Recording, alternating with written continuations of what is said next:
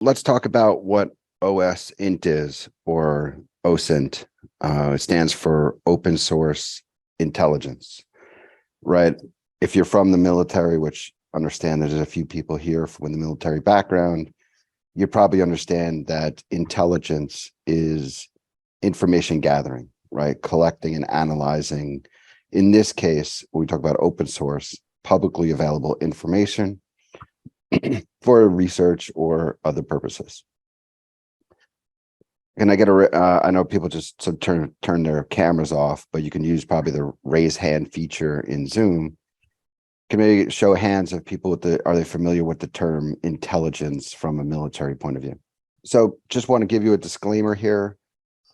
Information gathering can be used for good and for bad, right? For positive and negative research.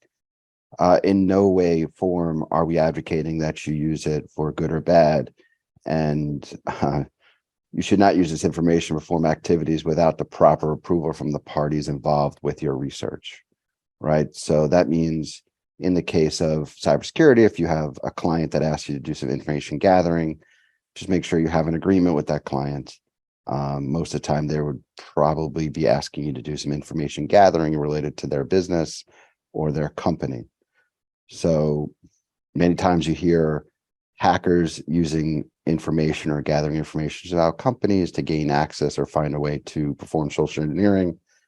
But this is the important disclaimer. A little about disclaimers, right? Disclaimers are important when you're looking for information or you're working with websites, terms and conditions, really about privacy.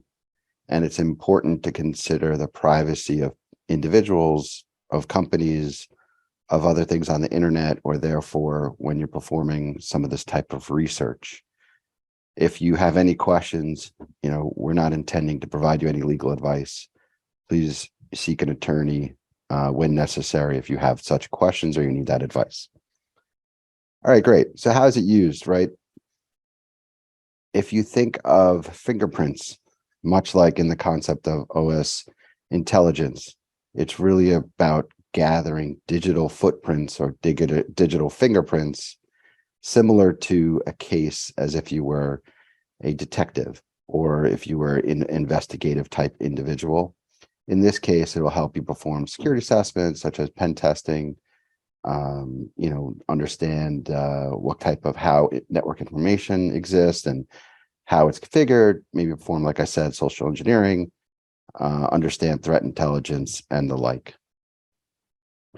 So what are the risks for the practitioners? And I mentioned a little bit about the risks in regards to a disclaimer. It's a tremendous amount of information that you can gather, right? We all understand that the internet has a lot of information. What OS intelligence helps you, or open source intelligence, is kind of what we'll get into is what tools can you use to help perform this type of information gathering. And if you take the example of a school, you'd want to know what the school classes are offered, what the number or the assigned identifier for that class is, maybe who the teacher is, how much it costs to take that class, and so on and so forth, right? You can sort of have an endless amount of questions that you're trying to uncover and dig further. So the more information you can gather, maybe the better decision you can make, right? Okay. So as you learn more, you'll have more questions. As you have more questions, you'll find out more information. And this sort of goes, sort of round and round. And OSINT is sort of developed as a practice where individuals and their tools help to uncover research information and evaluate those sources and perform analysis from an intelligence point of view. So how is it used, right? We talked a little bit about pen testing. In the case of pen testing, we sort of refer to ethical hacking. That's sort of the reference in regards to pen testing, right? Where security professionals could use open source intelligence to find weaknesses or holes in the networks they're trying to test, right? From an ethical point of view, So they can help that organization remediate those holes or those weaknesses before they could become exploited or used by someone in a malicious manner. And that could be a threat actor, right?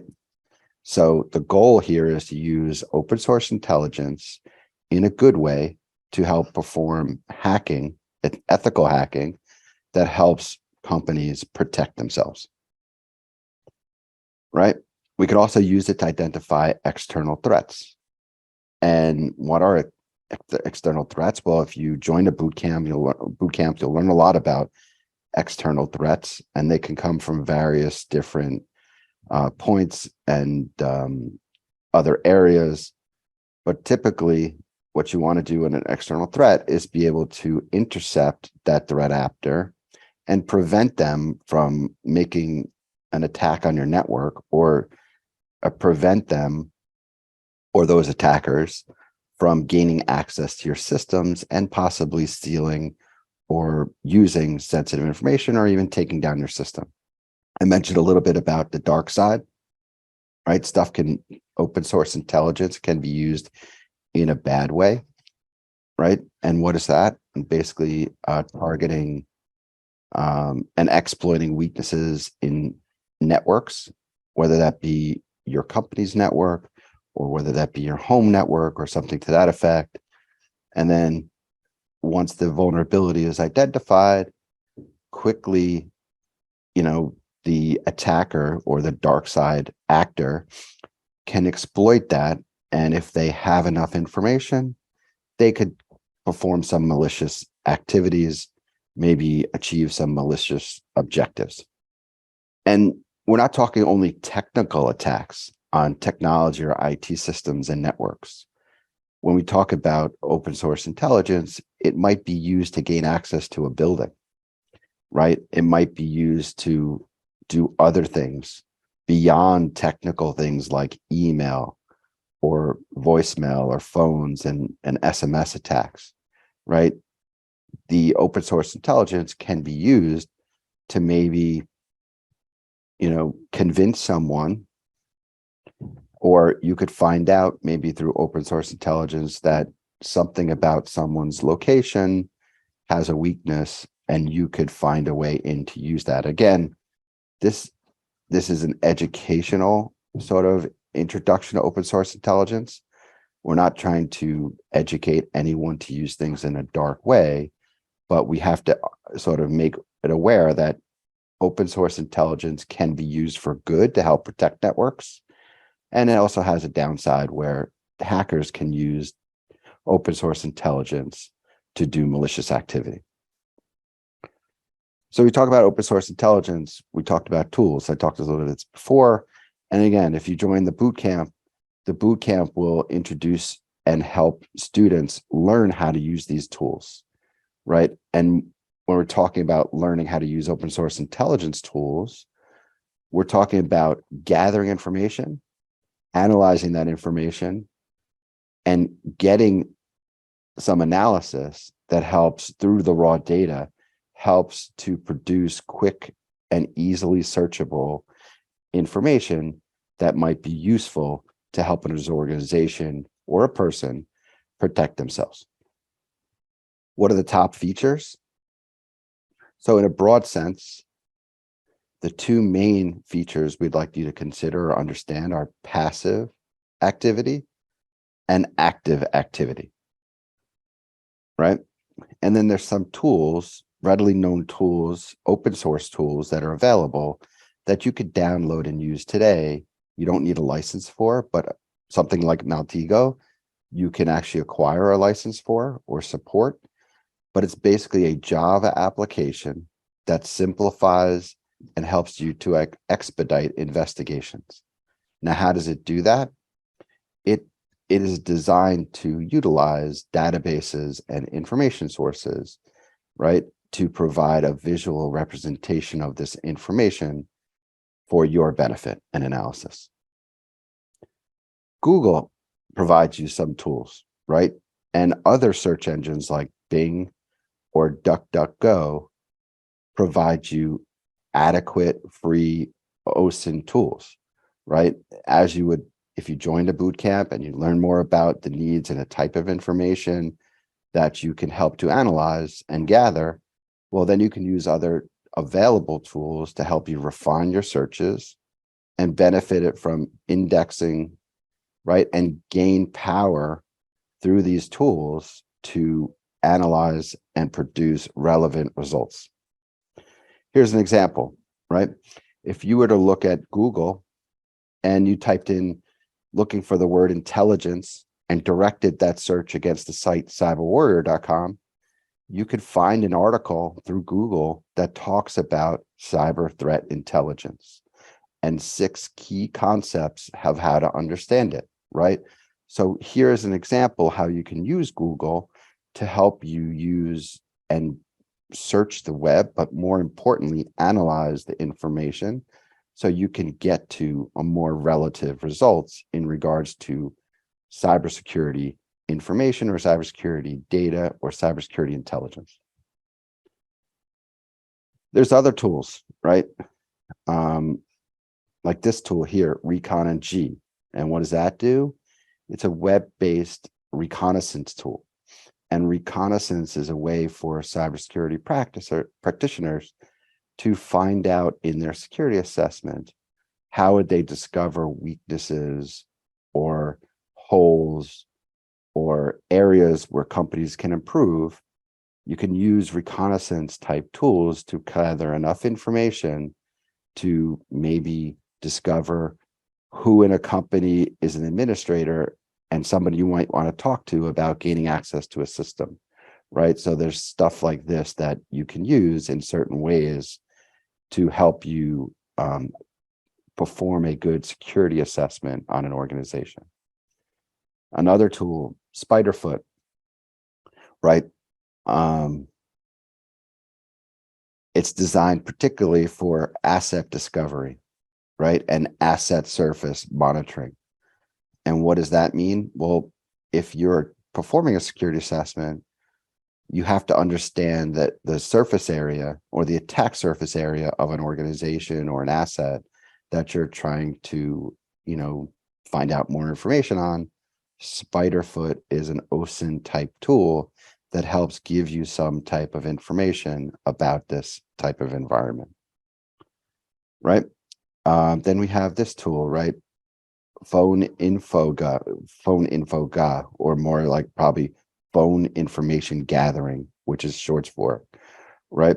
So this helps you scan international phone numbers, gather some standard information about locality, what is the telephone or telecom carrier, what type of line type might be provided, and line type could be old school, phone line, could be voice over IP, could be cell phone. Those are different line types that you might come over, could be a PBX for an organization, and then helps you understand from its database fingerprinting or footprints of information, right, to better understand how do you find, related to a phone number, who the owner of that phone number might be at that time, right? So this is tool Phone Infoga.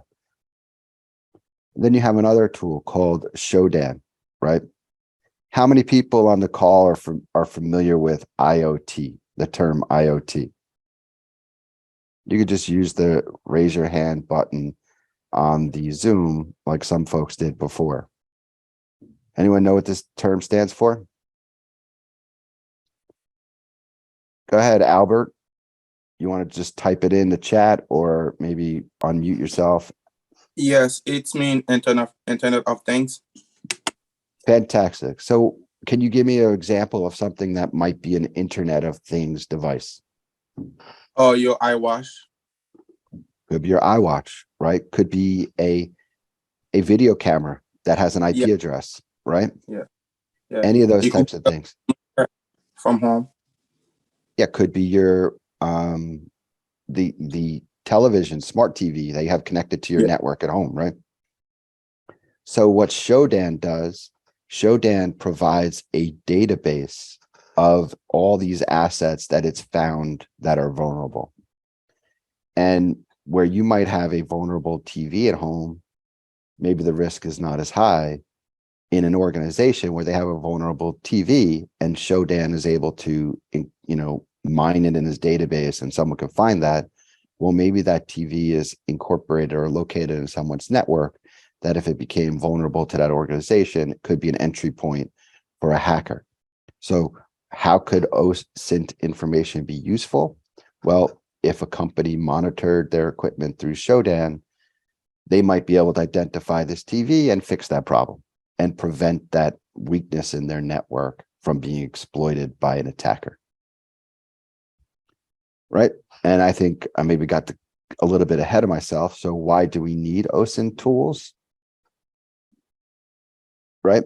I gave an example, but OSINT tools and techniques help you identify threats, right? Helps you to fortify and improve your cybersecurity through information that's provided to ethical hacking, but also as an inventory of vulnerabilities that could be improved, right? Could help law enforcement agencies, private investigators, even journalists, right? To, learn more about cybercrime, maybe learn more about an organization that might be susceptible to cybercrime or a person of interest, right? Of someone who might be trying to perform some type of cybercrime, right? And, why could it be helpful? Well, a positive use case for an organization is that maybe HR professionals can perform searches on potential candidates in addition to typical background checks, right? That could find, certain information that could be useful to them in determining the credibility of an individual for a type of job. Marketing and sales teams can also use it, right? When they want to target a specific user type for their organization, right? Maybe they, maybe you're developing some type of body lotion and it helps in certain situations. Well, if you can find your target market, well, that would help you as an organization connect your product to the need of individual consumers, right?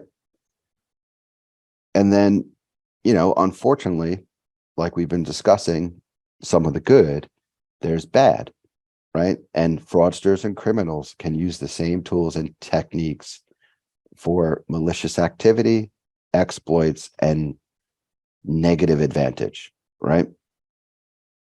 So that's it for today. Are there any questions? This is Dan. I got a quick question, sir. As far as the, speaking for maybe other people that are looking at the boot camp, is part or all the costs be covered by post 9/11 GI Bill? That would be the big question for me, I think, maybe along with some other people that probably have a lot of benefits that they could use. But would the training be covered under that? All right. I think that's probably a good question for our support staff, Jonathan, or one of our other team members. I'm sorry, could you repeat the question, please, Daniel? Well, no, just as far as with the program and everything like that, you run a 13-week CyberWarrior boot camp. As far as potential cost and is this something that could be covered for under the military benefits as far as post 9/11 GI Bill? I think if anybody that served, that's what we have available to us. Yeah, we are actually working to finalize a new agreement with an organization that has the GI Bill school number, where we would be able to use that school bill number, so allowing students to take advantage of post 9/11 VRNE, voc rehab, or VRAP. That is, but Dan, I would be misleading you if I said that was available tomorrow. I don't know when that's going to be signed. I'm hoping it's going to be signed in the next week or two. But again, I have learned a long time ago to manage expectations, and in this case, I want to be very cautious with when I tell you that it's going to happen, but it will happen at some point in the not too distant future. So I don't know whether that's a non-answer or not, but no, it's like everything else now, sir. It's it's kind of a wait and see. But no, thanks for the the heads up and everything like that. I always want to be transparent with what's available. Again, managing expectations. We do have other mechanisms to help offset tuition in the event that people did not want to wait for that partnership to transpire, so that GI Bill benefits would be available. But for now, we're in a waiting game on the payment for post 9/11 or other veterans benefits. Very good. Thank you for the information. There was something in the chat, and Isaac, I haven't forgotten about you.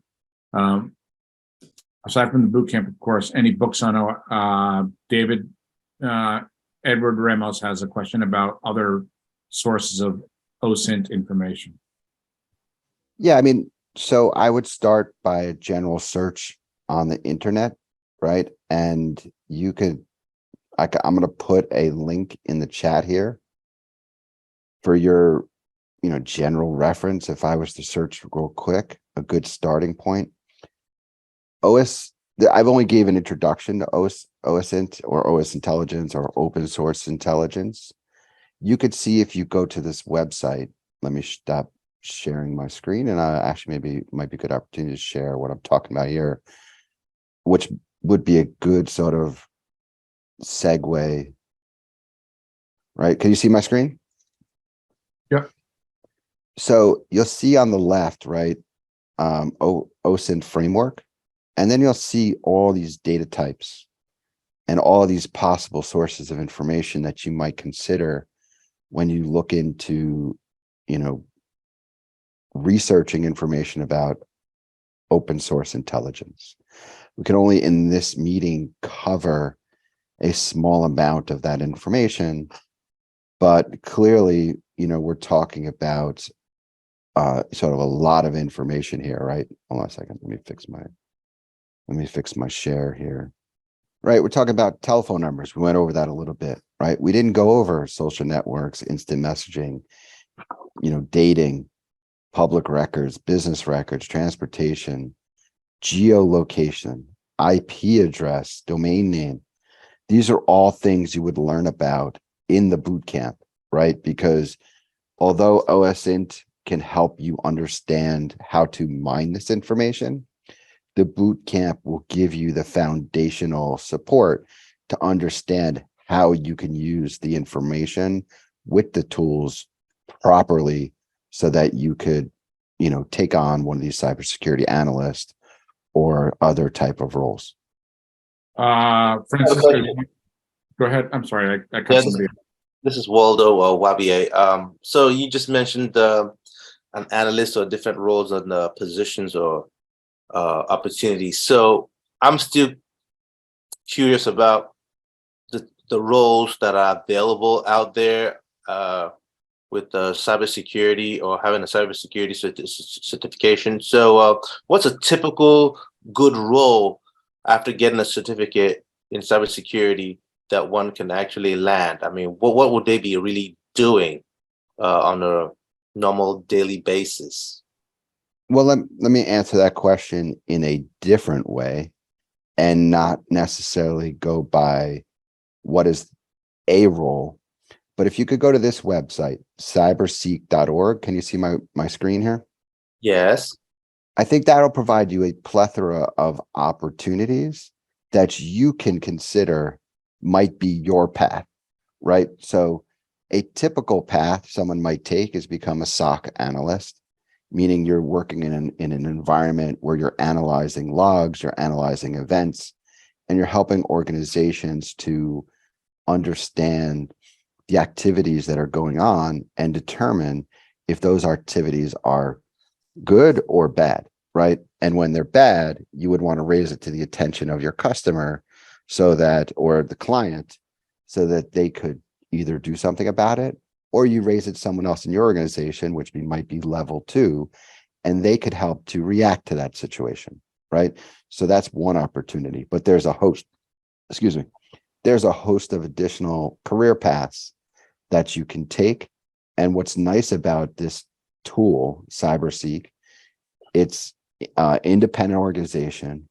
You can look up the vast amount of opportunities that are out there for students, right? Or individuals trying to get into cybersecurity themselves, but also once you get into cybersecurity, understand, well, where can that take me, right? What's the next step for me? You know, and you can go from this blue area to the purple area to the green area, or different, right? Not everyone is going to take the same path. Not everyone. So I'm CTO. I've also been a chief information security officer. Not everyone can say specifically they've done the same things that David has done to get to where he is in his career. What the boot camp can do is help to give you the skills and give you the support to help you prepare to enter the field.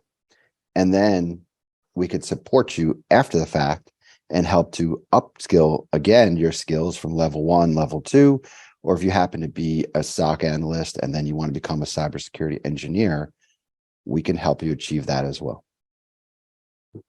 So in other words, becoming a cybersecurity engineer basically is the top of the game, if I may use those words. It depends. So if you want to be a technical person, I would say maybe a cybersecurity engineer of certain level might be top of your game. But in some cases, some people want to become a chief information security officer, or someone wants to become a chief security officer, or someone wants to become head of information security, or someone wants to become, you know, head of risk management or risk analysis, right? There's different ways that you can address a cybersecurity career. It doesn't only have to be administrative or management, and it doesn't only have to be technical in itself, right? Right. So, but in other words, right now, all the roles you just mentioned here, having a cybersecurity engineer certification can actually cover those positions as well, correct? That is correct, yes. All right, there you go. Okay. Right. Two hands are raised here. Yeah, Francisco, you're up. For those who asked about the GI Bill, if you are already using the GI Bill or anything like that, you should also look into especially if you're discharged, check into the vocational rehab. I think they changed it. It's called like Veterans Readiness and Employment with VA, because there's so many other programs that can also assist with, like, especially schools like this for technical. So also look into that one. I just wanted to put that out there. Yeah, Francisco, the VRNE is the voc rehab that I mentioned. VRAP is another program. VRAP is the program that was designed by the Veterans Administration for people who lost their job due to COVID. Now, you know, it's anyone's guess as to how long that program will last, because at some point the Veterans Administration will decide that COVID is in our rearview mirror and you won't have lost your job due to COVID anymore. They're not there yet.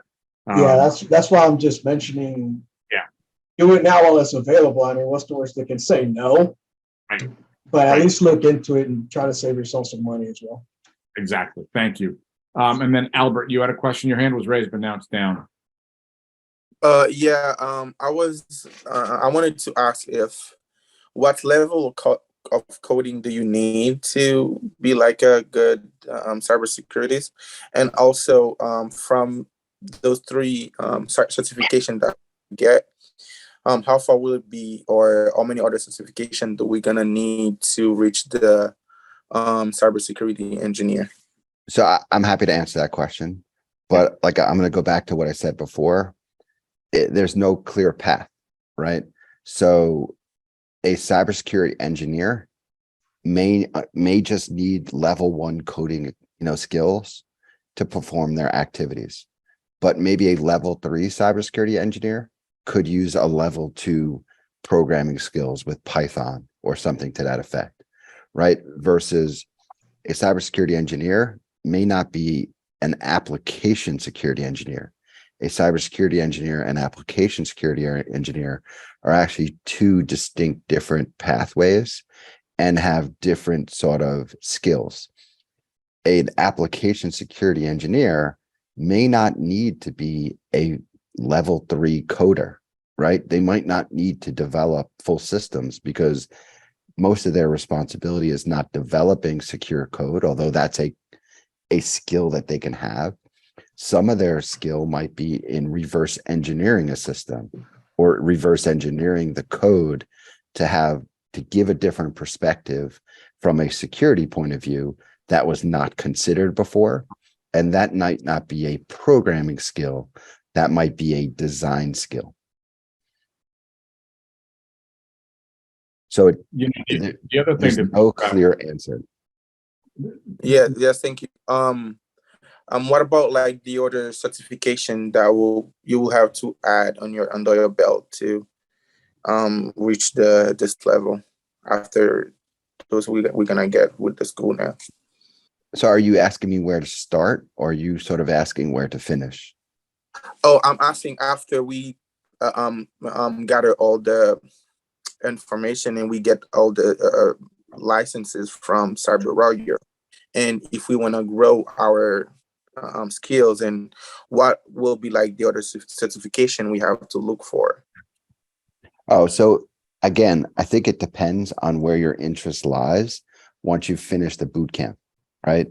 I'm not sure from this discussion if I could tell you exactly what that is. There is a host of different certifications you can get depending on where do you want to go. Do you want to work in an AWS environment? Well, maybe even though you get introduced from CyberWarrior to cloud security, you can add to your cloud security tool belt, if you want to call it, those different skills and certifications from AWS that help you with all those different products.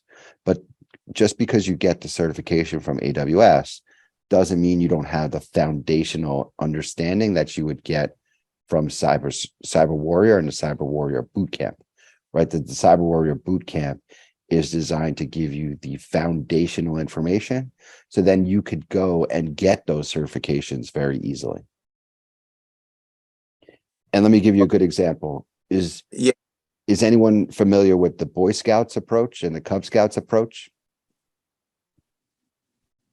When you join the Boy Scouts, right, your end goal is become an Eagle Scout, right? And along the way, you get different levels and you earn different badges.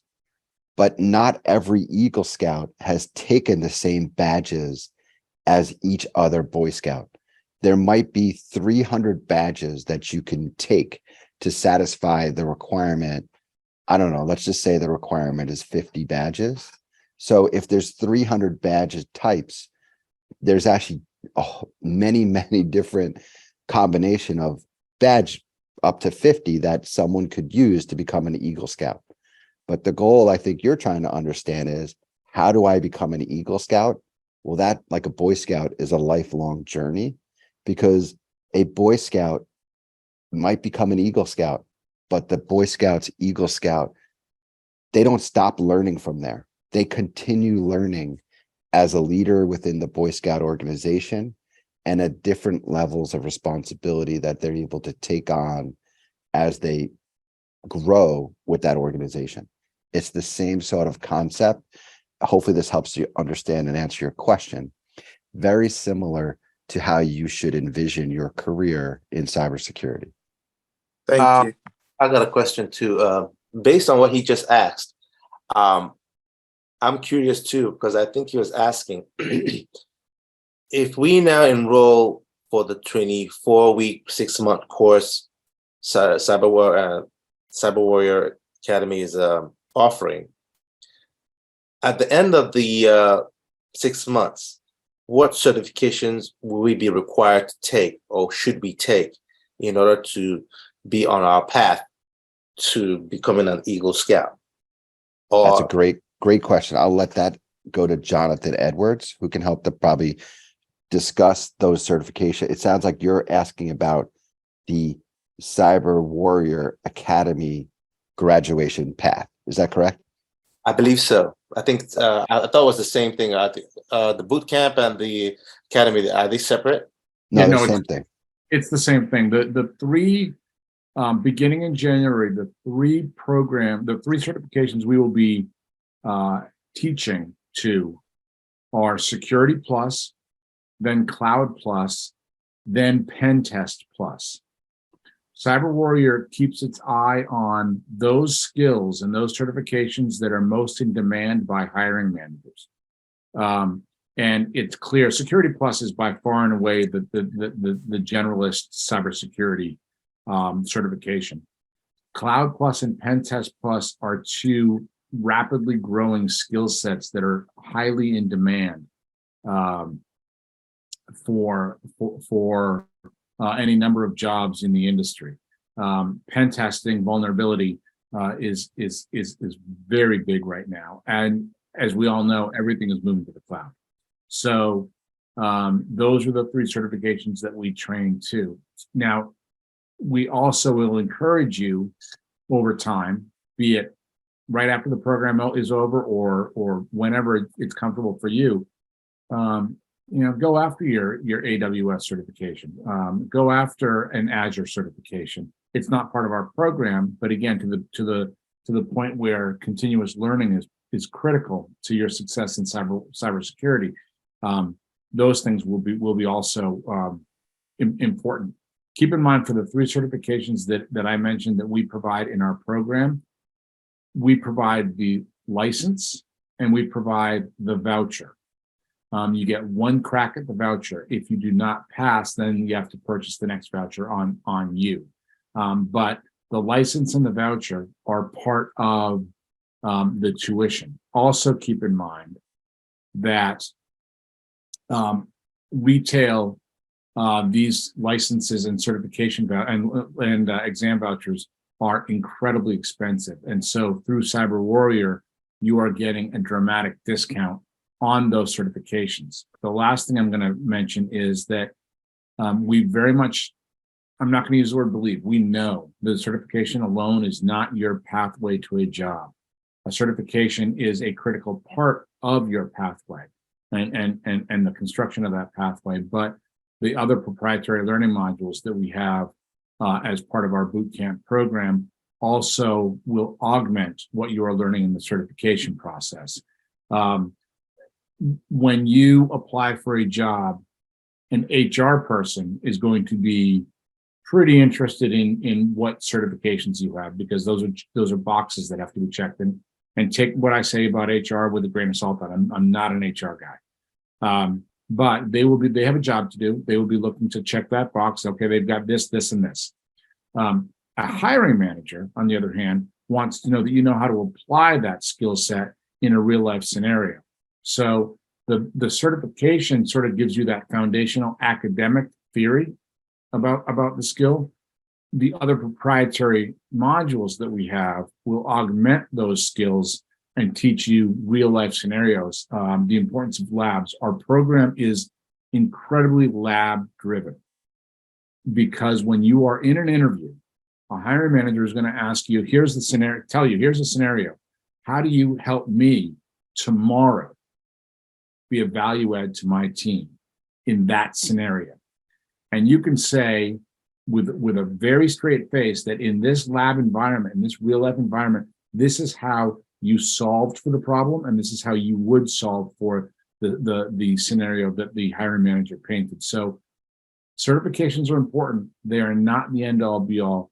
The chances of you getting a job just with a certification are much lower than if you supplement the certification with how to in the real world knowledge.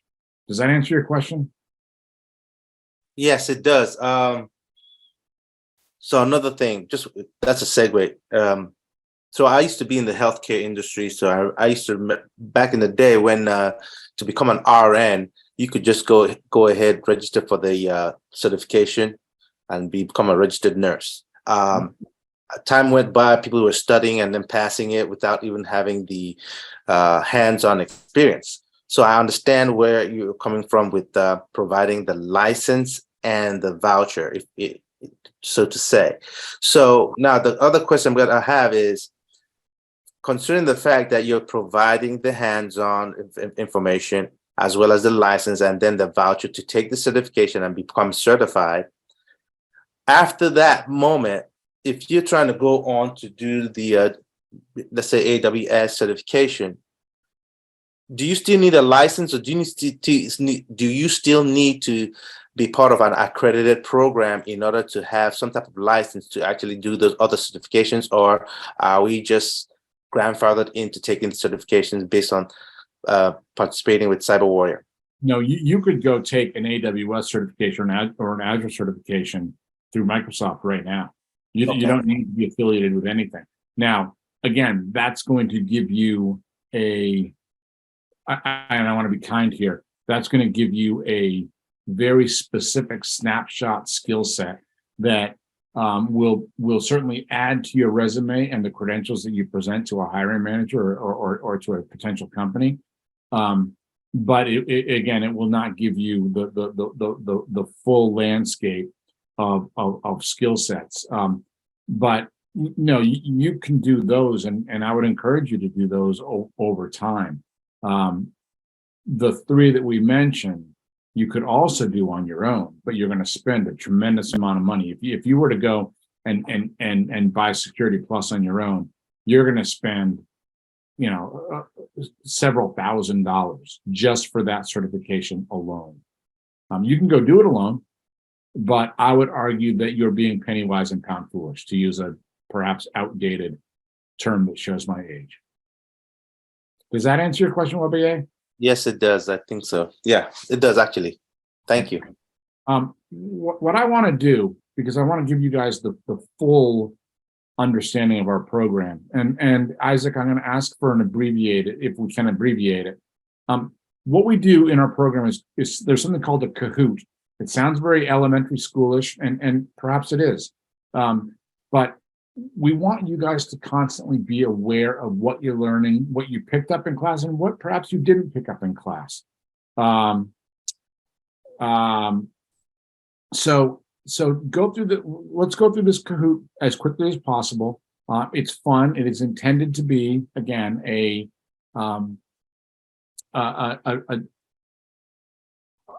fun way to assess what you're grasping and what you're not grasping in a program. Now, keep in mind that this has been a very quick 1 hour overview of a relatively complex topic.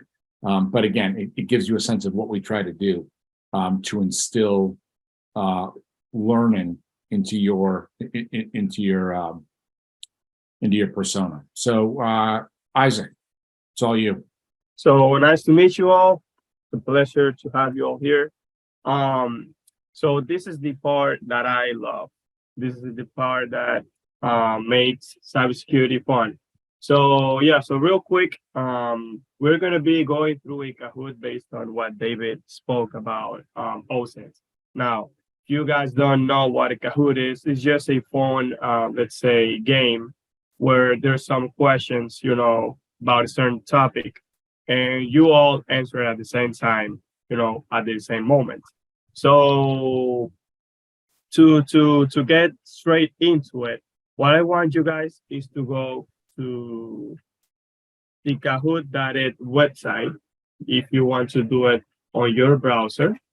And if not, just download the Kahoot app real quick. So everybody that wants to join, you can just put this code right here. I'm gonna put it in chat.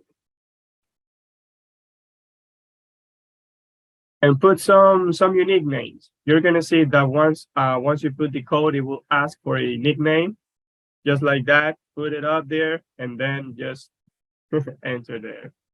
Waldo, that student, I like that. Let's get started. Kahoot, OSINT. 3, 2, and 1. First question. Which of these is used to identify external threats, performing ethical hacking and penetration testing using OSINT? All right, let's see how you guys pay attention to this one.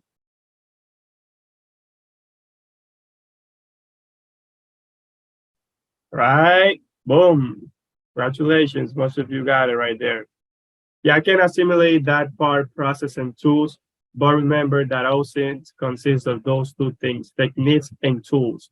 Maybe, for example, a technique may be social engineering, and then you can use a tool to do that. But great stuff right there. Also, for here, for technique and process, yeah, but how you do the process with the tools. So that's why there you have technique and tools. Okay. You guys can see the scoreboard right there. Let's see. It's not how you start, it's how you finish. And I know Francisco knows that. All right. Next one. What is the name for people who illegally collect data for a military agency? Ooh.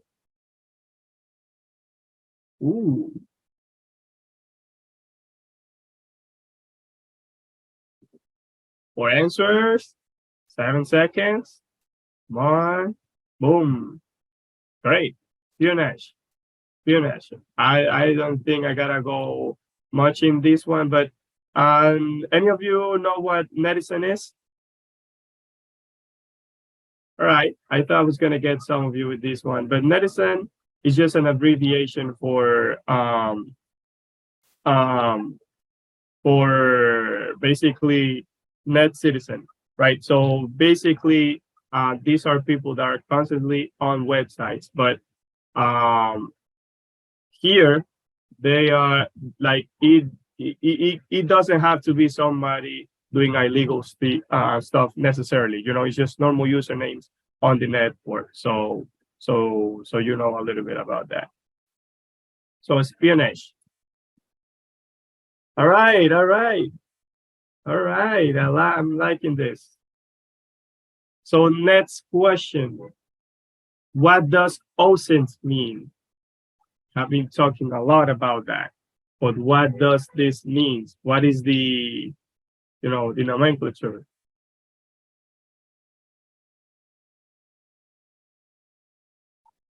Right? One more. Boom. Well, everybody.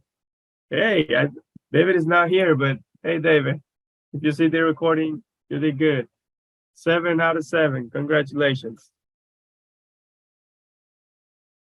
Right. This is close battle right here, with 2 more questions to go. So, 4th question: in which field does OSINT help discover fingerprints using various cybersecurity assessments? This can be tricky. Let's see what you guys say.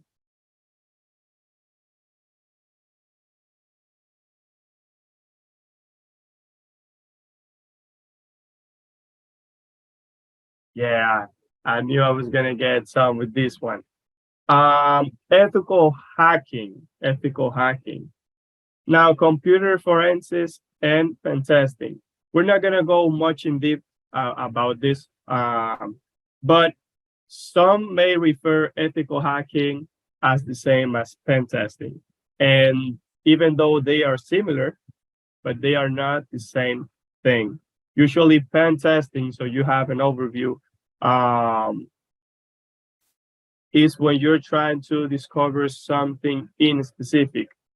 Ethical hacking goes much more in deep and also wider. So in this case, also you have the cybersecurity assessments in that question right there, and also fingerprints. Those are some features of ethical hacking. So let's see who got it. Okay. Last question. Don't get scared. You guys got it. So what is an obstacle to OSINT? And I like this one as the last one. What is an obstacle to OSINT?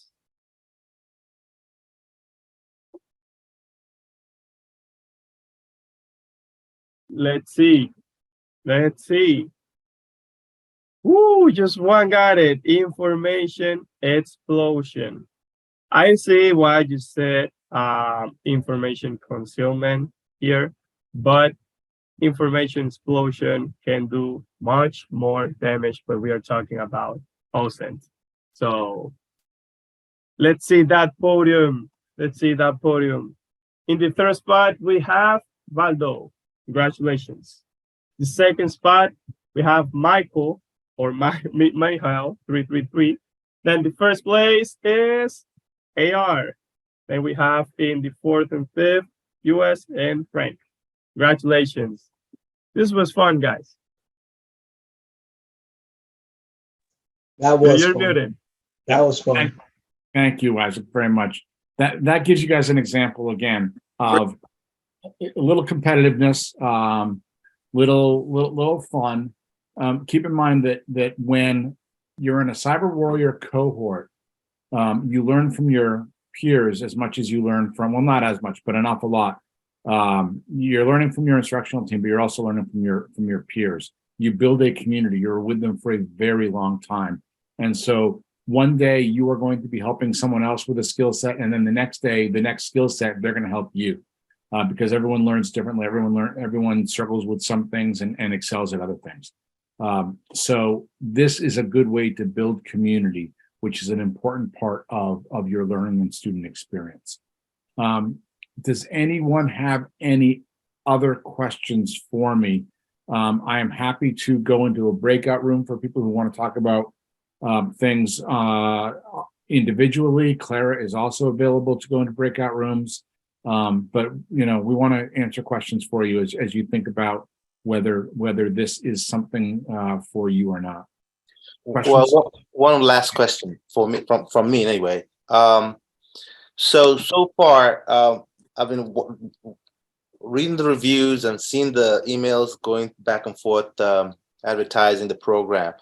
What would you say would be your number one employment role that a student that has graduated from this academy has landed? What would that one role be?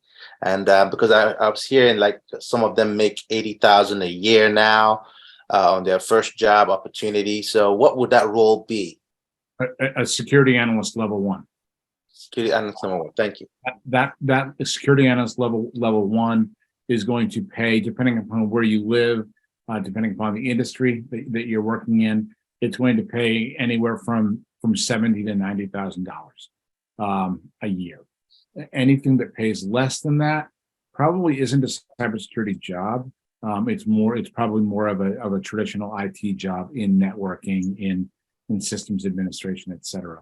But easily the biggest one is an analyst, and the analyst position also allows you to jump off and pursue other pathways. Again, there are about 1,000 different pathways in cybersecurity. If you're a programmer, you're a programmer. You may use different languages, but you're a programmer. Cybersecurity, you're an analyst, you're an engineer, you're a risk management person, as David pointed out. You are any number of different things. And one of the things that was not pointed out, and is perhaps the most lucrative part of cybersecurity, is if you want to be a pre-sales engineer, you have to know about you have to have the skill set, not as detailed a skill set as an analyst, but you still need to know what you're talking about. And if you're good at, and so if you have good customer interface skills and you have that foundational knowledge that an analyst level 1 would give you, boy, you can make an awful lot of money as a pre-sales engineer in cybersecurity. There's compliance. The sky's the limit in terms of pathways, but easily out of the gate, the security analyst level 1. So, and then one more thing, and you're saying for that security analyst level 1, they not have to have the security plus, cloud plus, and pen test plus, correct? The security plus is probably the certification you will see in job requirements most. Gotcha. Okay. We used to actually teach Network Plus. We took that out because while networking is a critical skill set, the Network Plus certification is not a frequent requirement from a certification perspective. The skill set is, the cert is not. So we still teach the skill set. We just don't teach that certification, and we teach Cloud Plus instead, because Cloud Plus is a growing is a growing cert. Okay. So, okay. Yeah. I only asked that question based on the fact that you're saying that there's a community growing here. And like, for instance, now if I'm at work as a security analyst, level 1 analyst, and then I can call Isaac to help me out with the situation, and vice versa. I mean, so I'm just trying to understand right now, do you always have to be on the same level of certifications right now to stay within the community of, cybersecurity analysts? If I understand your question correctly, and I apologize if I don't, everyone's going to be at a different level. Everyone's going to have different skills and experiences that they bring to a hiring table. But we will help you sell yourself regardless of what certifications you have in your back pocket. Awesome. We are going to help you design a resume. We're going to help you sell your non-cybersecurity skill sets, because those are as important as your cybersecurity skill sets, especially if you're mid-career, because you can't just, blink your eyes and ignore the work experience you've done in the past. But we're going to help you figure out how to package your experiences and your background. Some of those people are going to have Security Plus. Some will have Pen Test Plus. Some people will have, AWS certification. It really varies. Cybersecurity is not cookie cutter, but we're going to help you package and help you find a job based upon your skill sets. We might encourage you to say, hey, if you really want this here, this job, here are skills that you need to be able to demonstrate you have, or certifications you need to demonstrate you have. But again, we're gonna work with each individual person to find them a job. Thank you. Isaac, what do you got? Yeah. Sorry, Albert. You can go, Brett. No, I was saying I'm about to take my CompTIA Plus exam now, so I feel like it's kind of like pointless for the cybersecurity. Which one, Albert? CompTIA Plus. Well, but there are a number of CompTIA. Is it Network Plus? Is it Security Plus? Oh, the A Plus, the core A+. one code. Albert, I'm gonna give you a different perspective on that. I think A plus is not a cybersecurity certification. That is correct. But some of our students decide that their pathway to a cybersecurity job is to, out of the gate, get a job as a network analyst, as a help desk person, what have you. And then take that experience and climb within a company because they really want to work for that company, or they want to stay in their geographic location, whatever. So I think that A plus is a great thing to have in your back pocket, because it will help you depending upon what else you have going for you, and what else what's important to you in terms of your job search. So don't dismiss A plus as not important. It's just not a cybersecurity certification, but it is going to help you in your job search. There's no question about that. So if you're near passing A plus or ready to take that cert, you go for it, and you hold it up proudly to hiring managers and HR people. Thank you. Isaac, you were going to say? Oh yeah, no, I was just going to add to the point that you and David was talking about. Cybersecurity has a lot of career path, and one of our job is not to force you into one of them.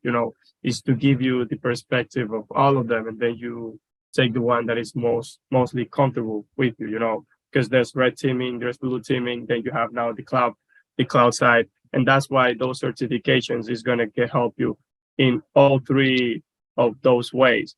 So while you are doing them, maybe you are going to like more Cloud Plus than Security Plus, or pen testing more than security plus, So that is going to depend on you, but we are going to give you each perspective to those, so then you can go to the one that you like the most, and you can, perfect that one.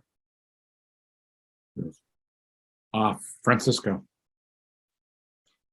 Yeah, so we get 3 certifications from this curriculum. I believe it's CompTIA Plus, CompTIA Cloud Plus, and Ethical Hack, correct? Well, that's what your cohort is doing. Future cohorts, we're going to switch out CEH for Pen Test Plus, but yes, that's correct. So for the pen testing, if I just wanted to take that course through CyberWarrior, is that possible? Wait, say it again. I think I'm missing that. Okay, so for pen testing, that is going to be changed or added to it? No, it's changing. Oh, It's changing. CEH Pen Test Plus. It's the same skill set, just different certification exams offered by competing entities. CEH is an exam that's offered by EC Council. Pen Test Plus is an exam that's offered by CompTIA. oh, okay. So what the other classes that we're taking that are not certifications, like security automation, incident response, I believe those are also things that you want to add to your resume, I would imagine. Absolutely. One of the things that we're going to do is, and we should start doing it as soon as you're ready, Francisco, is that we will take your Word resume, your Word version of your current resume, and add skills and cybersecurity skills, not that you've been paid to demonstrate or to perform, but that you've done in this program. And there's no difference. The skills you develop are the skills you develop. If you can do X, you can do X. It doesn't matter whether you develop that skill in a lab environment, in a capstone project environment, or if you're getting paid by some company who was employing you. The skill is still the skill. And we will, and Claire is one of the people who drives our resume creation. We are going to help you package a resume that you can demonstrate the skill sets and the value proposition that you bring to an employer on day one. So it's both your background, your work experience in life, Yeah. and that could be if you're a landscaper, if you're a bartender, bartending, you're pretty good at customer interface, and don't sell yourself short. If you're a construction guy, you're pretty good at project management. If you're in Afghanistan, in a war zone, you're probably pretty good at incident response. And again, are those skills directly related to cybersecurity? No, but you're learning the cybersecurity skills, and then supplementing those skills with your background. We're going to make sure for those of you who are in the military and still have your clearance, that's going to be part of your resume. You play the hand that's dealt you. Okay. If you're a veteran, that's a good hand. If you're a person of color, that's a good addition to your hand. If you're a female, that's a good addition to your hand. You play the cards that are dealt you, and you're proud of those cards. That's awesome to hear. So basically, it's like a beef up your resume a little bit to make it stand out a little more, which is awesome. So yeah. Exactly. Again, we're not going to make stuff up. Oh, I know. You still got to pass the cert. Absolutely. We're going to prepare you for the cert, but you got to take it and pass it. Absolutely. And it's why, and I know we're running up against a long time here, but one of the things that I want to leave everyone with, and Wabier, we'll get to your question in a second, is that our strategy that we are outlining, that we will outline for you in our full-blown program, works. If you go to class every day, if you do the prep work, if you do the homework, if you take it seriously, and you don't assume that just because you signed up for the program and the laptop is next to you when you sleep, that you're going to learn, you will do well. If you take our job search strategy and begin to build your career persona in the middle of the program and start to look for a job while you are continuing to learn and attend class, you are going to succeed. The people, and I'll be very honest, the people who come to class only one or 2 days a week, maybe 3 days a week on a consistent basis, you're gonna miss a lot. I don't know how many people in this masterclass have been to college, but if you think about it, a college class, let's say it's American history. It meets an hour a day, 3 days a week, 3 hours. You miss one class, okay, you missed an hour. You can figure it out. In this program, if you miss one class, you've missed the equivalent of more than a week of a college class. That's hard to catch up. And I tried it, and it didn't work out really well for me. I've only missed one class on this cohort. Luckily, like, I felt horrible because, as you know, I've been in the cohort for October 31, and I missed one day, and I've been going straight like every day, and I had one day that I just could not make it. Luckily, and I know this is going to sound bad, but luckily, the stuff that we needed to use was down, so they weren't able to do it. So the next day they kind of recovered it. Like, I was able to recover with it, and not lose too much. But that feeling, I'm just going to let everybody know, it's a fact. You feel horrible, especially after going every day. But I also don't want to scare anybody. We record every class.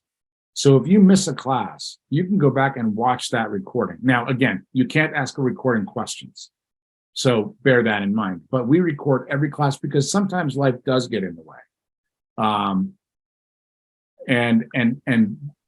But that's that you can catch up. Also, if you're struggling with a concept, you can always come back to a cohort down the road that's going to cover that same material, and you can sit in on that class.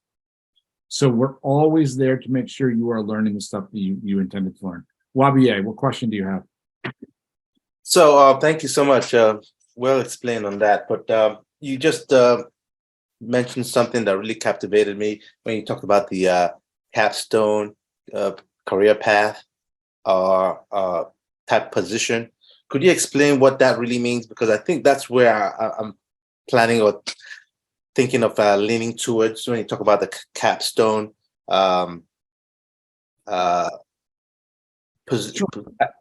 of opportunity. A capstone project, and we require 5 capstone projects to be completed during the 6-month program. But the capstone project is nothing more than a demonstration of the skills that you have learned over the course of that month period of time or that 2-month period of time. So you're learning incident response, you're learning vulnerability management, whatever it is, and the sub skills within that area. We require you to work alone with others, depending upon the capstone, to demonstrate your knowledge, and that's the concept of around a capstone project. It is not one specific skill. It is not a job environment. It is a demonstration that you have certain skills. It is the equivalent of if you've ever known someone who's an artist or a graphic designer or something, they carry, back in the day, it was a physical thing that they would carry around called a portfolio. Now it's probably more of an electronic portfolio, but it was a way to show people what skill sets you have and what accomplishments you've realized. That's the purpose of the capstone project. And we do require the capstone projects to be done. Otherwise, you complete the program, but you do not graduate with a certificate of completion. We also require in the lab environments for you to take a snapshot of a successfully completed lab and send it to your teaching assistant so that, again, we can file it away, we can check the box. And yes, it's for our benefit, so we know that people are learning, but it also is for your benefit, so you have archived material that you can show a hiring manager to demonstrate your skill set and competency. We don't do anything in this program for our benefit. We do everything in this program for your benefit. You follow our strategy and you're going to succeed. If you choose not to trust our strategy, that's sort of on you. Okay. Yeah, because I've been hearing stories and some reviews that there are certain opportunities you'll have in the cybersecurity arena where you have some type of project. It's a standalone project. You start it, you complete it, and you move on to the next. You have different clients come around. So I was still wondering or trying to figure out what avenue or what arena that really covers.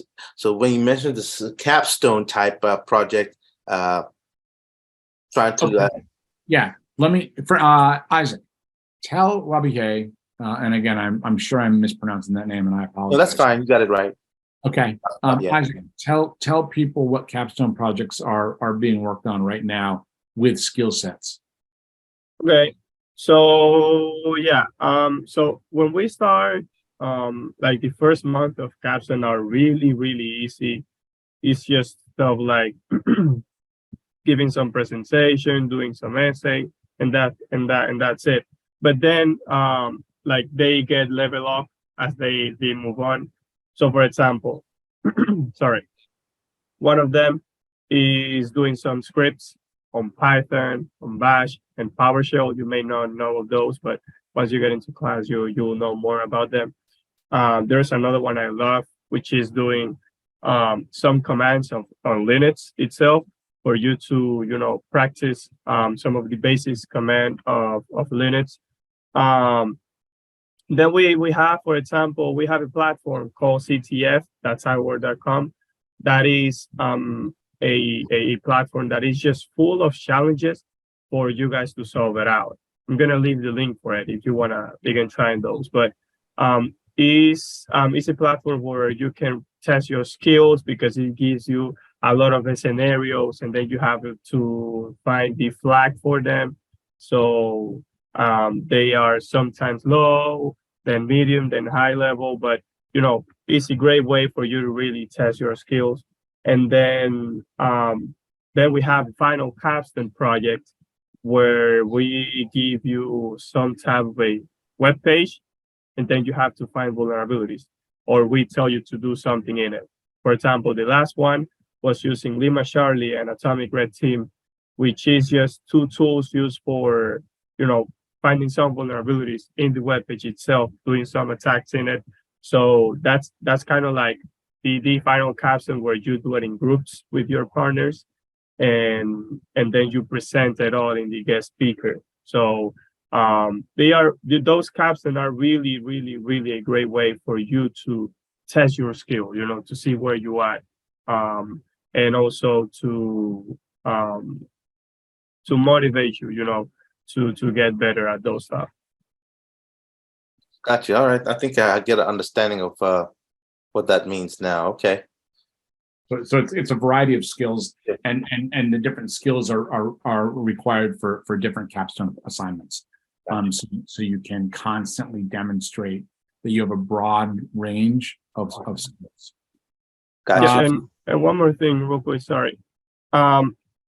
Also, something to take out of those capstones is that it lets you do something that is completely necessary for you guys to do.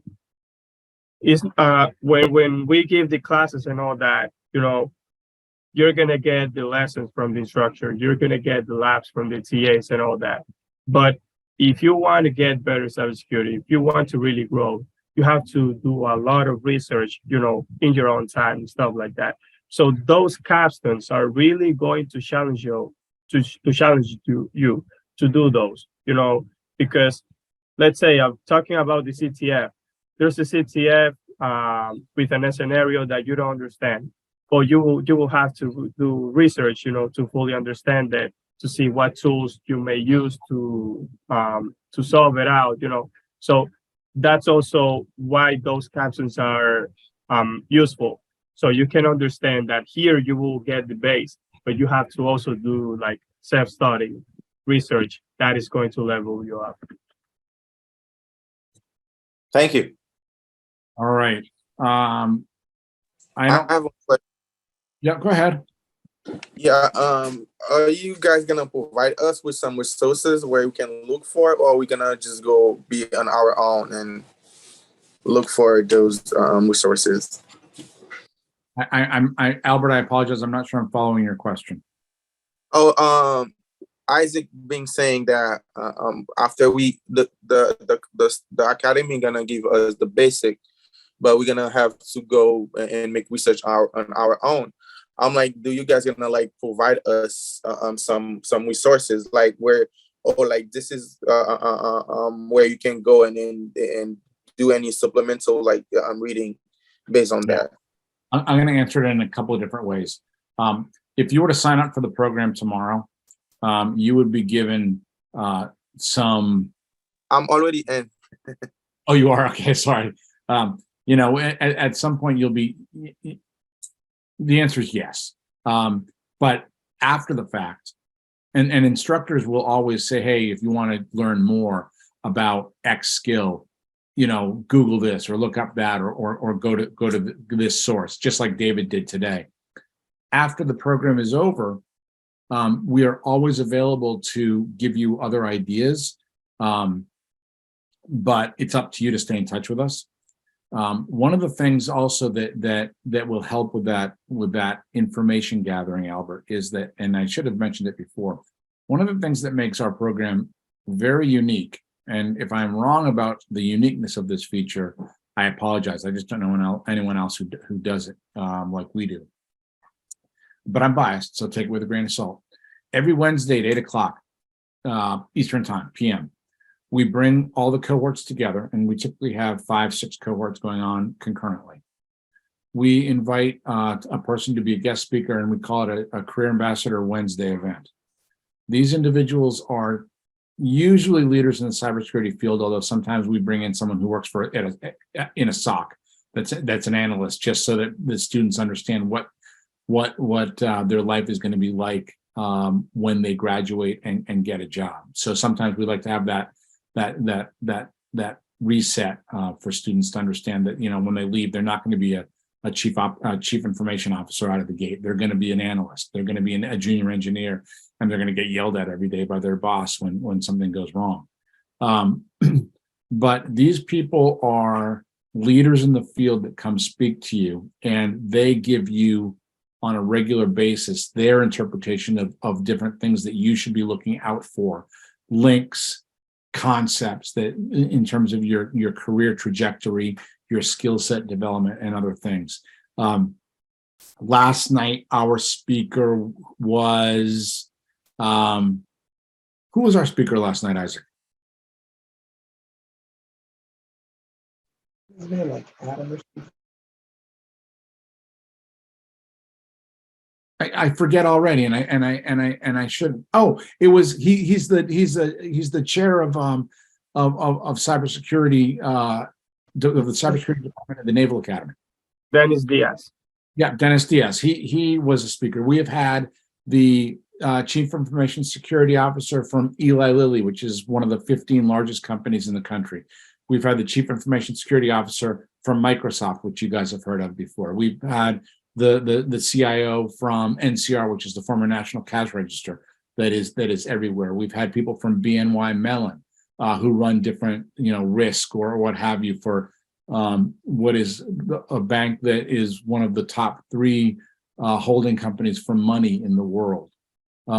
So these people will always give you what their career path was. They will also give you advice and counsel in terms of other places and other resources you can find things. And the beauty of it is that the people's perspectives are different. They're not wrong. They're not right. They're just perspectives. And somebody who follows a certain career path. So it is a world of information that we provide, but it's also a world of information that our guests provide, because they are always there to help you. They don't come to be a guest speaker for any other reason that they're a fan of CyberWarrior and they believe in what we are doing. So I guess the simple answer is, yes, we always provide other ideas. When you graduate, you can always come back to those speaking opportunities on Wednesday. But you got to stay in touch with us and ask us questions. We send out regular emails to people, but it's just like if you've been to college, your alumni relations department from whatever college you went to is constantly trying to say, "Hey, what are you doing? Where are you? You come to this event," but they can't force you to respond. So we will always provide that information, but it's incumbent upon you to be a part of that communication process. And all the guest speakers so far have been awesome. They're great. They encourage you to join to friend them on LinkedIn. They're not doing that because they have a job, and don't mistake that. They're doing that to get to know you, so you can do mock interviews with them. Maybe they're going to offer. We're going to have a speaker next Tuesday, not Wednesday, actually, because of her schedule, who works for. She's the deputy CISO at HubSpot. She's going to offer mentor opportunities with her team to our students. Mentorship relations are varied in terms of the direction they take, but they're incredibly powerful because, again, you can get advice, you can get different perspectives. They're going to ask you what you think about different things. It's about a relationship that's being cultivated. So these opportunities are widespread. They are a very unique and valuable part of what we do. And they are from people from all different industries and backgrounds with different career paths. And they give you a justification for belonging in this program, because they are not all people who have taken a 4-year college. And I tell students all the time, don't worry about the person with a master's degree in cybersecurity from MIT. First of all, you're not going to compete with them because they will beat you in a job. Second thing is, there aren't that many of them, so who cares? There are 4 million open cybersecurity jobs in this country today. And the people with the master's degree in cybersecurity or the 4-year college degrees in computer technology or whatever, they're a snapshot of the talent that's out there. We are building our own talent pool. It is just as good. You learn more in this program than you would in a 4-year cybersecurity degree program. And I'm not just saying that. That's just absolutely true. Some of the skills that you learn in this program are master's level skills. That's why if you miss the classes and you don't do the homework, you know what? You're missing a huge opportunity, because and you'll never catch up. It's hard, and it's supposed to be hard.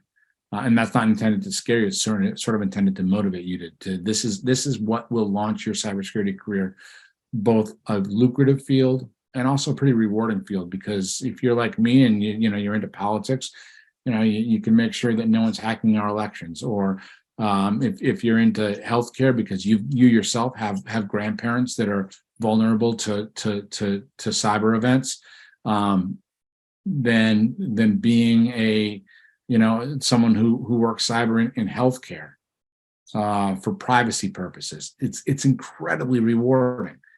We'll give you the skills. You've got to give yourself the motivation.